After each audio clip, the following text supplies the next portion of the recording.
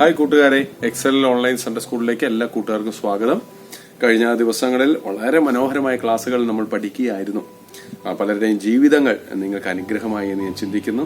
ഇന്ന് നമ്മൾ അനുഗ്രഹിക്കപ്പെട്ട ഒരു ദൈവ പൈതലിനെ കുറിച്ച് കേൾക്കാൻ പോവുകയാണ്.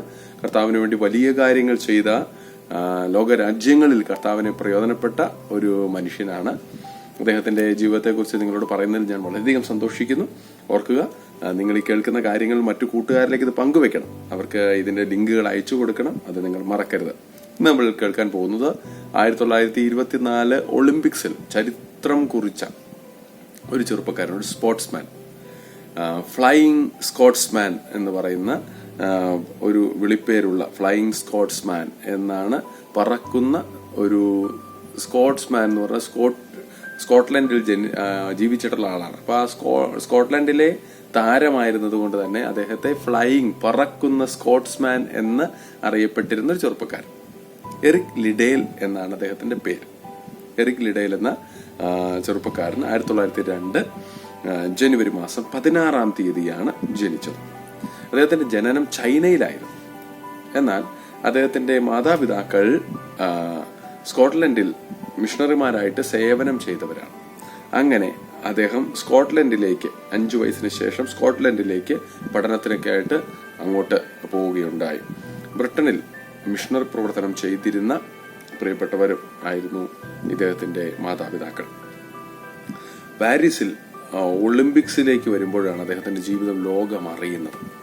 അതിനു മുൻപ് പഠനം കാര്യങ്ങൾക്കൊക്കെ സമയത്ത് സ്പോർട്സിലൊക്കെ വലിയ കഴിവുണ്ടായിരുന്നു, മികവുണ്ടായിരുന്നു, താല്പര്യമുണ്ടായിരുന്നു. എന്നാൽ ഈ ഒരു അവസരം അദ്ദേഹത്തിന്റെ രാജ്യത്തിന് വേണ്ടി പ്രതികരിക്കാൻ, ഒളിമ്പിക്സിൽ പങ്കെടുക്കാൻ അവസരം ലഭിച്ചു. അങ്ങനെ 1924 100 മീറ്റർ ഓട്ട മത്സരത്തിൽ പങ്കെടുക്കാൻ അദ്ദേഹം വരികയാണ്.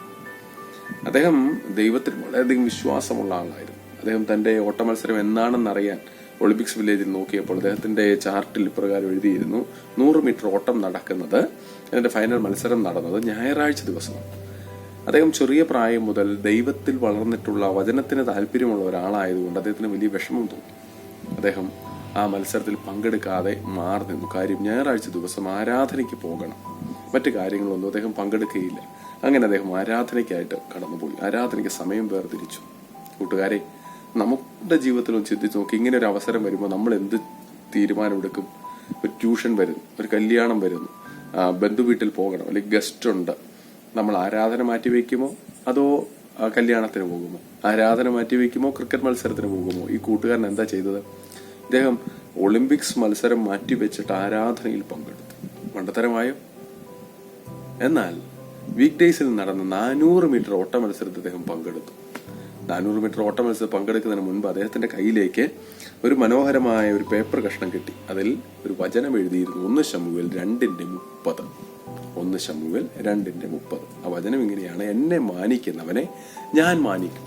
ആ വചനം കിട്ടിയതും അവനൊരു സന്തോഷമായി, അവന് ഒരു പ്രോത്സാഹനമായി, അവൻ ആത്മാവിലൊരു ധൈര്യമായി. ആ കോൺഫിഡൻസോടുകൂടി അവൻ ഓടി. പക്ഷെ അവനേക്കാൾ മികച്ച ഓട്ടക്കാരൻ, 400 മീറ്ററിൽ മെഡൽ പ്രതീക്ഷയുള്ളവർ അവന്റെ കൂടെ ഓടുന്നുണ്ട്. എറിക്കിന്റെ കൂടെ ഓടിയ കൂട്ടുകാരൊക്കെ എന്ത് ചെയ്തു? മുൻപിൽ ഓടുകയാണ്. ആദ്യത്തെ 200 മീറ്ററിൽ എറിക്ക് പുറകിലാണ്. അടുത്ത 200 മീറ്റർ എങ്ങനെ ഓടി? ആ 200 മീറ്റർ ഓടിയതിനെ കുറിച്ച് 1981 ഓസ്കാർ അവാർഡ് കിട്ടിയ ഒരു സിനിമ ഇറങ്ങി. ദ ചാരിയറ്റ്സ് ഓഫ് ഫയർ, അഗ്നിരഥം. ദ ചാരിയറ്റ്സ് ഓഫ് ഫയർ എന്ന ഫിലിം നിങ്ങൾക്ക് യൂട്യൂബിൽ സന്ദർശിച്ചാൽ കാണാൻ കഴിയും. ദ ചാരിയറ്റ്സ് ഓഫ് ഫയർ എന്ന ഫിലിം ഇറങ്ങാൻ അതിന് ഓസ്കാർ അവാർഡ് വരെ കിട്ടി. അങ്ങനെ ഇറങ്ങാൻ കാര്യം എന്താണ്? ഈ 200 മീറ്ററിന് ശേഷം എറിക് ലിഡേൽ ഓടി ഒന്നാമതെത്തി. പത്രക്കാർ ചോദിച്ചു, എങ്ങനെ ഓടിയെത്തി?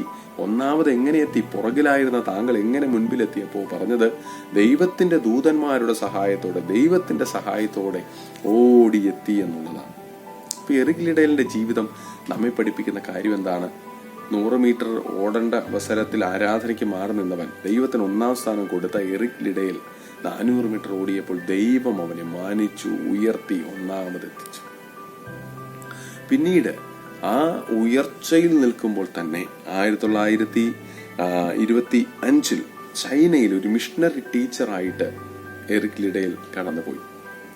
എറിക് ലിഡേലിന്റെ ജീവിതം ചൈനയിലേക്ക് കടന്നു ചെന്നു അവിടെ കുഞ്ഞുങ്ങൾക്കിടയിൽ പ്രവർത്തിക്കാൻ തുടങ്ങി. കുഞ്ഞുങ്ങളെ വളരെയധികം സ്നേഹിച്ചു. അവരെക്കുറിച്ച് വളരെയധികം ആത്മഭാരത്തോടെ അവർക്ക് കർത്താവിനെ പങ്കുവെച്ചു കൊടുത്തു, കർത്താവിൻ്റെ വചനം പങ്കുവെച്ചു കൊടുത്തു. അപ്പോൾ തൻ്റെ ജീവിതത്തിൽ ദൈവം മാനിച്ച വിധങ്ങളെക്കുറിച്ച് പോകുന്നിടത്തെല്ലാം അദ്ദേഹം പറയാൻ തുടങ്ങി. പ്രിയ കൂട്ടുകാരെ, നിരവധി പേരുടെ ജീവിതത്തിൽ എറിക് ലിഡേൽ ഒരു അനുഗ്രഹമായി മാറി. ഇവിടെ നമ്മൾ എപ്പോഴും ഓർക്കേണ്ട ഒരു കാര്യം, എറിക് ലിഡേലിന്റെ മാതാപിതാക്കൾ അവരുടെ ട്രെയിനിങ് കൊണ്ടല്ലേ അദ്ദേഹത്തിന് അങ്ങനെ ഒരു താല്പര്യം വന്നത്. നിങ്ങളുടെ മാതാപിതാക്കൾ പ്രാർത്ഥിക്കാൻ വിളിക്കുമ്പോൾ, ബൈബിൾ വായിക്കാൻ വിളിക്കുമ്പോൾ, ആരാധനയ്ക്ക് പോകാൻ വിളിക്കുമ്പോൾ എന്താ നിങ്ങളുടെ പ്രതികരണം? അവരോട് നിങ്ങൾക്ക് ദേഷ്യമാണോ, വാശിയാണോ, ഞങ്ങളിതിനില്ല എന്നുള്ള തർക്കുത്തരമാണോ പറയാറ്? ഒരിക്കലും അങ്ങനെ ചെയ്യരുത്. നിങ്ങളുടെ ജീവിതത്തിൽ ദൈവത്തിനൊന്നാം സ്ഥാനം കൊടുക്കുക. ഹന്ന ദേവാലയത്തെ പ്രാർത്ഥിക്കുകയാണ്, ദൈവമേ എനിക്കൊരു പൈതലിനെ തരണമേ, പൈതലിനെ തന്നാൽ, ഒരു കുഞ്ഞിനെ തന്നാൽ വില കൂടി മാറിയ ശേഷം നിന്റെ അടുക്കൽ നിന്റെ സന്നിധിയിൽ സമർപ്പിച്ചേക്കാം. ഹന്നായിക്ക് ഒരു കുഞ്ഞിനെ കിട്ടി, ആൺകുഞ്ഞിനെ കിട്ടി. ആ ആൺകുഞ്ഞിനെ ഒന്ന് ഓർത്തി ഓമനിച്ച് വളർത്തി വലുതാക്കുമ്പോൾ വില കൂടി മാറിയ ശേഷം അവനേതാ ആലയത്തിൽ സമർപ്പിക്കുകയാണ്. ഏലി പുരോഹിതന്റെ അടുക്കൽ കൊണ്ടുപോവുകയാണ്. ഞാൻ ദൈവത്തിന് വേണ്ടി നേർച്ച നേർന്നതാണ്. അവൾ അങ്ങനെ ഒരു തീരുമാനമെടുത്തു, ആലയത്തിന് സമർപ്പിച്ചു. ഏലി പുരോഹിതന്റെ കീഴിൽ അവൻ ശമൂവേൽ എന്ന ബാലൻ വളർന്നു വന്നു. അവൻ ദേശത്ത് അറിയപ്പെടുന്ന ഒരു പ്രവാചകനായി മാറി. ശൗലിനെയും ദാവീദിനെയും ഒക്കെ അഭിഷേകം ചെയ്യാൻ ദൈവം അദ്ദേഹത്തെ ഉപയോഗിച്ചു. അപ്പൊ മാതാപിതാക്കളുടെ താല്പര്യം വളരെയധികം പ്രധാനപ്പെട്ട കാര്യമാണ്. എലിസബത്ത്, സക്കരിയാവ് നമുക്കറിയാം. അവരുടെ ദൈവത്തിലുള്ള താല്പര്യവും പ്രാർത്ഥനയും പ്രായമായെങ്കിലും അവർക്ക് യോഹന്നാൻ എന്ന മകനെ ദൈവം കൊടുത്തു. അതുപോലെ നമ്മൾ നോക്കുമ്പോൾ തലമുറകൾക്ക് വേണ്ടി പ്രാർത്ഥിച്ച, തലമുറകൾക്ക് വേണ്ടി ദൈവത്തിന്റെ സന്നിധിയിൽ നിലനിന്ന ഒത്തിരി പേരെ നമുക്ക് കാണാൻ കഴിയും. അങ്ങനെ നിങ്ങളുടെ മാതാപിതാക്കളും ആകട്ടെ, നിങ്ങളും വളർന്ന് വലുതാകുമ്പോൾ, നിങ്ങൾക്കൊരു ഫാമിലിയൊക്കെ ആകുമ്പോൾ നിങ്ങളും അത്തരത്തിൽ മക്കളെ വളർത്തിയെടുക്കുവാൻ നിങ്ങൾക്ക് സാധിക്കണം. പ്രത്യേകിച്ച് എല്ലാ കൂട്ടുകാരും അത്തരത്തിൽ വളർന്നു വരിക. എറിക് ലിഡേലിനെ പോലെ വലിയ കാര്യങ്ങൾ ചെയ്യുവാൻ ദൈവം നിങ്ങൾക്ക് അവസരം തരട്ടെ. 1945 ഫെബ്രുവരി 21 അദ്ദേഹം കർത്താവിന്റെ സന്നിധിയിലേക്ക് ചേർക്കപ്പെടുന്നത്. രോഗത്തിന്റെ അവസ്ഥയിലൂടെ ഒക്കെ അദ്ദേഹം കടന്നുപോയി. പക്ഷെ കർത്താവിനെ തള്ളിക്കളയാതെ കർത്താവിന് വേണ്ടി അദ്ദേഹം പിടിച്ചു നിന്നു, കർത്താവിനെ ഉയർത്തിക്കൊണ്ട് നിന്നു. ലോകപ്രശസ്തനായ ഒരു ഒളിമ്പിക്സ് മെഡൽ ജേതാവായിട്ട് അദ്ദേഹം മാറി. പ്രിയ കൂട്ടുകാരെ, നിങ്ങളുടെ ജീവിതത്തിലും ദൈവം നിങ്ങൾക്ക് അവസരം തരുമ്പോൾ, സ്പോർട്സ് മേഖലയിലായ നിങ്ങൾക്ക് കഴിവുണ്ടാകാം, വിവിധ സാഹചര്യങ്ങൾ, വിവിധ അറിവുകൾ, വിവിധ കഴിവുകൾ നിങ്ങൾക്ക് കിട്ടിയേക്കാം. എവിടെയെല്ലാം പോയാലും കർത്താവിന് ഒന്നാം സ്ഥാനം നൽകി ജീവിക്കാൻ ദൈവം നിങ്ങൾക്ക് അവസരം തരട്ടെ. അതിനുവേണ്ടി നമുക്ക് പ്രാർത്ഥിക്കാം. എറിക് ലിഡേലിന്റെ ജീവിതത്തെക്കുറിച്ചുള്ള video, the chariots of fire എന്ന വീഡിയോ നിങ്ങൾ കാണുക. അത് പ്രത്യേകിച്ച് യൂട്യൂബിൽ നിങ്ങൾ സന്ദർശിക്കുക. ദൈവം നിങ്ങൾക്ക് എല്ലാ കൃപകളും തരട്ടെ, അനുഗ്രഹങ്ങൾ തരട്ടെ. നമുക്ക് പ്രാർത്ഥിക്കാം. പ്രത്യേകിച്ച് ഒരു വാക്യം നമുക്ക് പഠിക്കാം. ആ വാക്യം മത്തായിയുടെ സുവിശേഷം 28-ാം അധ്യായത്തിലെ അവസാനത്തെ 18 മുതലുള്ള വചനങ്ങളാണ്. യേശു പറഞ്ഞ വാക്യമാണ്, നിങ്ങൾ പുറപ്പെട്ട് ഭൂമിയുടെ അറ്റത്തോളം യാത്ര ചെയ്യുക. ഇതിനു വേണ്ടിയാണ്? സകല സൃഷ്ടികളോടും സുവിശേഷം അറിയിച്ച് അവരെ ശിഷ്യന്മാരാക്കുക. ലോകത്തിന്റെ അറ്റത്തോളം യാത്ര ചെയ്യാൻ പറഞ്ഞ കർത്താവ് ഇതാ ഒരു മഹാനിയോഗം ശിഷ്യന്മാർക്ക് കൊടുക്കുകയാണ്. നിങ്ങൾ ഭൂമിയുടെ അറ്റത്തോളം പോകുക, സകല ജാതികളെയും എന്റെ ശിഷ്യരാക്കുക. ഞാൻ നിങ്ങളോട് ഉപദേശിച്ചത് നിങ്ങൾ അവരെ പഠിപ്പിക്കുക, അവരെ ശിഷ്യരാക്കി മാറ്റുക.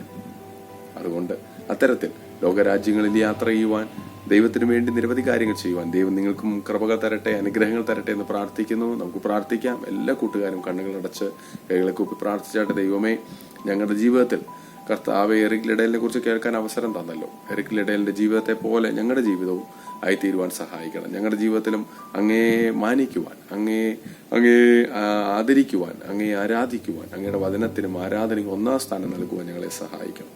അങ്ങനെ ചെയ്യുന്നതിന് നന്ദി പറയുന്നു. എറിക് ലിഡേലിന്റെ മാതാപിതാക്കളെ പോലെ മാതൃകയുള്ള മാതാപിതാക്കളായി ഞങ്ങളുടെ മാതാപിതാക്കളും തീരുവാൻ പ്രാർത്ഥിക്കുന്നു. യേശുവിന്റെ നാമത്തിൽ തന്നെ ആമേൻ. God bless you.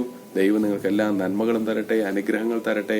മറ്റുള്ളവരിലേക്ക് ഇത് വചനം എത്തിക്കുക, മറ്റുള്ളവരിലേക്ക് ഈ ലിങ്ക് ഷെയർ ചെയ്യുക. എല്ലാവരെയും ദൈവം അനുഗ്രഹിക്കട്ടെ. All the best. God bless you.